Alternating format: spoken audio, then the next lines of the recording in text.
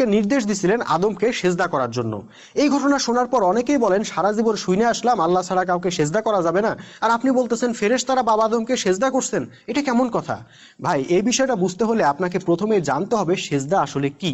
দেখেন, আমরা অনেকে মনে করি শুধু কপাল মাটিতে ঠেকানোই হইল সেজদা, আসলে কিন্তু তা না। আল্লাহ সূরা হজের 18 নম্বর আয়াতে বলছেন চাঁদ, সূর্য, গ্রহ, নক্ষত্র সহ আসমান জমিনের সবকিছুই আল্লাহকে সেজদা করে। তাহলে এবার বলেন, চাঁদ, সূর্য, গ্রহ, নক্ষত্র, অণু পরমাণু কি কপাল মাটিতে ঠেকায় সেজদা করে? অবশ্যই না। আসলে সেজদা মানে হলো আনুগত্য প্রদর্শন করা। চাঁদ, সূর্য, গ্রহ, নক্ষত্রকে আল্লাহ যে দায়িত্ব দিচ্ছেন তারা এক চুলো হেরফের না করে সেই দায়িত্ব পালন করতেছে, এবং তাদের এই আনুগত্যই তাদের সেজদা। এখন কথা হইলো ফেরেশতারা কেন আদমকে সেজদা করলো? কারণ আল্লাহ তাদেরকে নির্দেশ দিছিলেন আদমকে সেজদা করার জন্য। আসলে তারা আল্লাহর নির্দেশ পালন করছে মাত্র।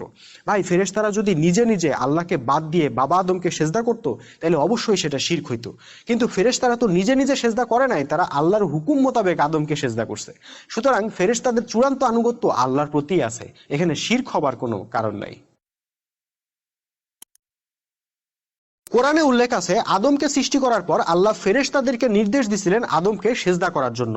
এই ঘটনা শোনার পর অনেকেই বলেন সারা জীবন শুনে আমাদের সমাজে মসজিদে মসজিদে চলে নামাজ, আর অফিসে অফিসে চলে দুর্নীতি।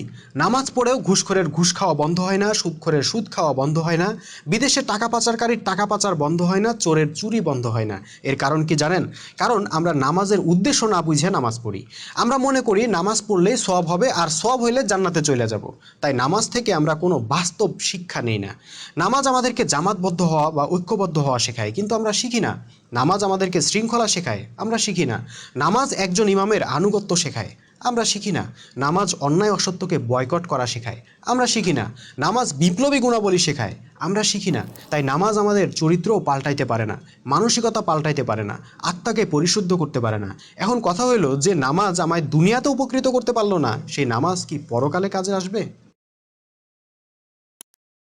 অথচ আমরা মুসলমানরা আমাদের জাতীয় জীবনে এর চাইতে হাজার গুণ বড় শিরকে ডুবে আছি, সেটা তারা দেখতেই পায় না। দেখেন, ইসলামে যেমন ব্যক্তিগত জীবনের বিধান আছে তেমনি জাতীয় জীবনের বিধানও আছে। আমরা মুসলমানরা কি